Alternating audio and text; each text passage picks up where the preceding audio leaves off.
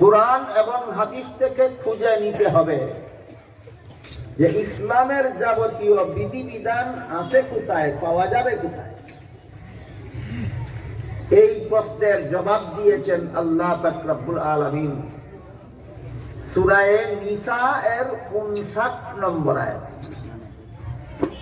সূরা নিসার 59 নম্বর আয়াতে আল্লাহ বলেন, ইয়া আইয়ুহাল্লাযীনা আমানু আতিউল্লাহা ওয়া আতিউর রাসূলা ওয়া উলিল আমরি মিনকুম ফাইন তানাযাতুম ফি শাইইন ফারুদ্দুহু ইলাল্লাহি ওয়ার রাসূল। এই আয়াতের অর্থের দ্বারা, অনুবাদের দ্বারা, তর্জমার দ্বারা মর্ম বুঝে আসবে। আয়াতের মর্ম বুঝতে হবে আয়াতের তাফসীর বা ব্যাখ্যার মাধ্যমে।